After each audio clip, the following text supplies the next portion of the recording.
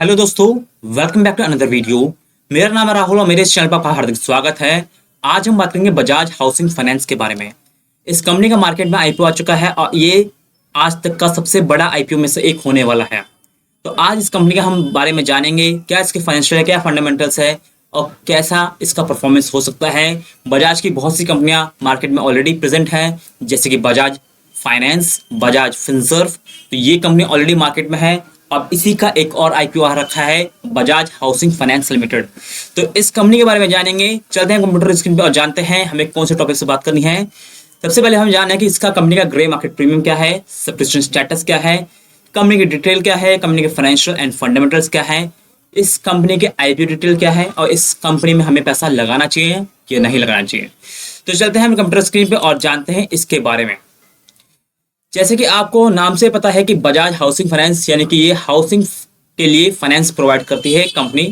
And it is a company which is founded in 2008 में company बनी। And Bajaj housing finance is a non deposit taking housing finance company registered with national housing bank since 2015 and it is offering mortgage loan since the financial year 2018।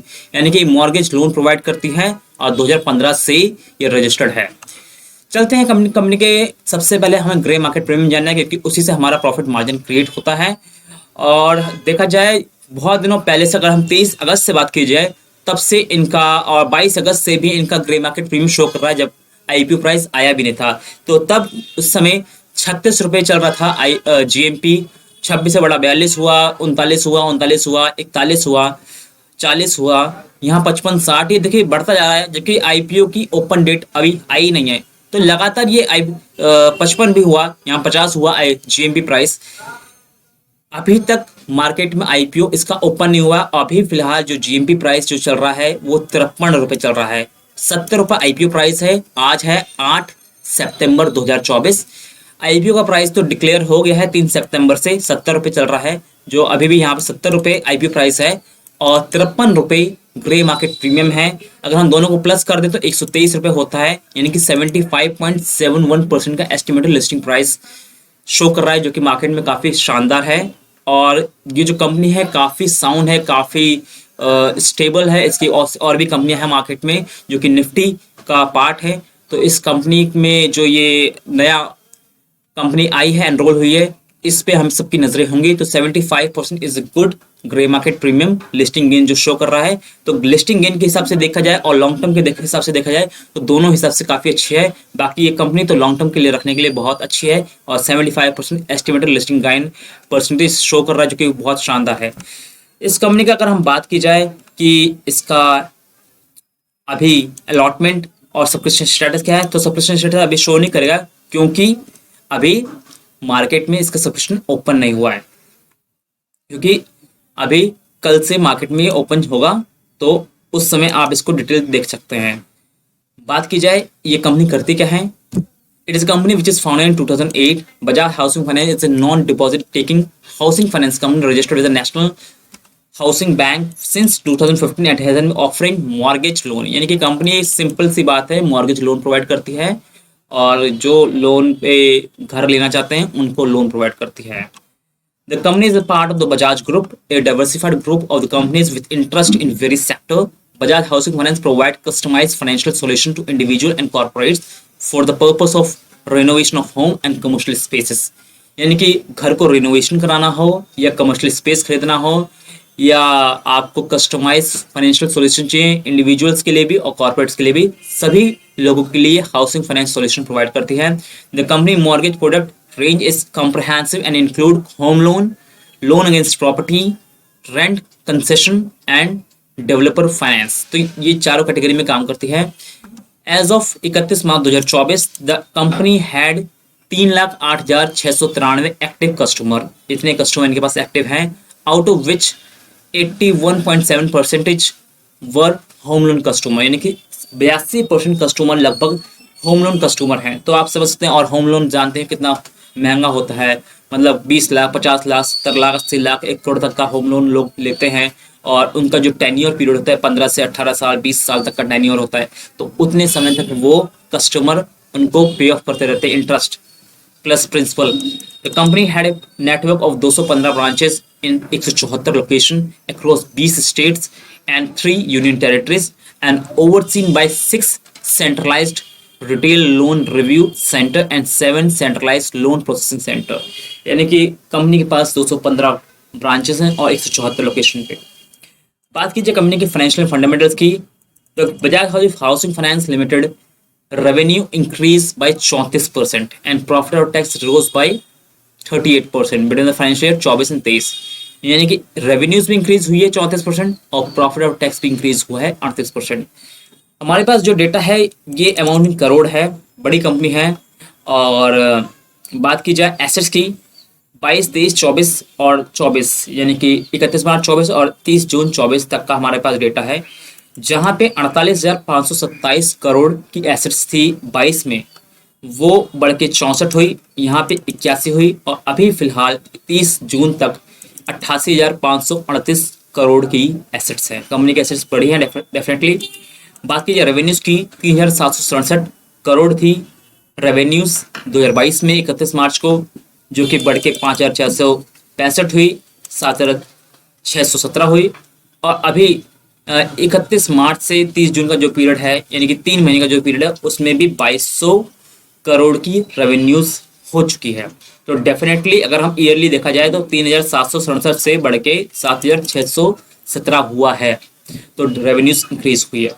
Profit tax की बात की जाए तो profit tax जहां पे 709 करोड़ हुआ करता था 2022 में, वो बढ़ के 1257 हुआ, यहाँ पे 1731 हो गया और अभी 3 महीने हुए हैं 2024 के, इसमें 482 करोड़ का प्रॉफिट ऑफ टैक्स है। डेफिनेटली प्रॉफिट ऑफ टैक्स भी इंक्रीज हो रहा है, जो कि यहाँ पे लिखा है 38% इंक्रीज हुआ है 23-24 के बीच में, यानी 23 और 24 के बीच में जो इंक्रीज है वो 38% इंक्रीज है।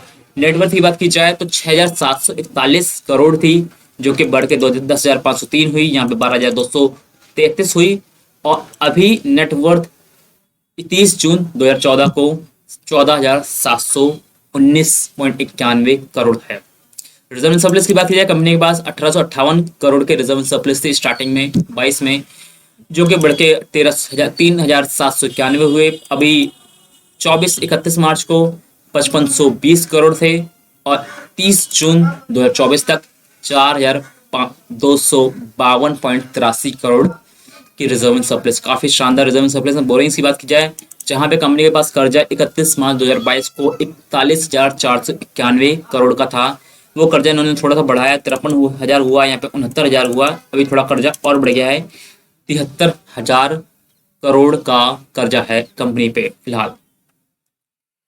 अगर बात की जाए कंपनी के मार्केट कैप की, तो ये कंपनी बहुत लार्ज कैप कंपनी है और 58,297 करोड़ का इनका मार्केट कैपिटलाइजेशन है, राइट।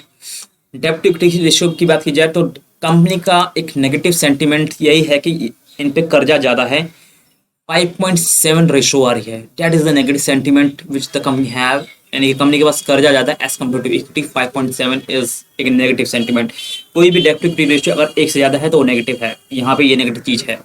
रिटर्न ऑन नेटवर्थ की बात की जाए तो 3.6% and profit equally is 3.72। EPS की बात की जाए, pre IPO and post IPO 2.21 and 2.32 and P ratio is 31.62 and 30.2%, right. Company का ऑब्जेक्टिव क्या है, why the company is offering IPO? तो यहाँ पे company intend to utilise the net proceed toward following objective, augment capital base to meet future business requirement of the company toward onward lending, right. Company landing देती है, कर्जा देती है, उसके लिए इनको पैसा चाहिए ताकि ये उस कैपिटल का इस्तेमाल कर पाए और लोन दे पाए, राइट। बेसिकली इस पर्टिकुलर IPO के बारे में जो वेबसाइट पे लिखा है वो अप्लाई की रेटिंग है कि इस IPO में आपको अप्लाई करना ही चाहिए। This is the Bajaj housing finance arm carrying the groups legacy, यानी कि इनके पास ग्रुप की लेगेसी है। It is the second largest and fastest growing entity in the segment. Its market steady growth in the top and bottom line for the reported period based on financial 2025 analyzed earning. The issue appear fully price, यानी कि ये issue तो fully price होने वाला है, over price भी होने वाला है, ओवर सब्सक्रिप्शन डेफिनेटली होना है. It is a pure long term story and investor may park moderate fund for adding the companies for a portfolio investment, यानी कि इसको आप लॉन्ग टर्म के लिए रख सकते हैं, इस कंपनी को डेफिनेटली रख सकते हैं.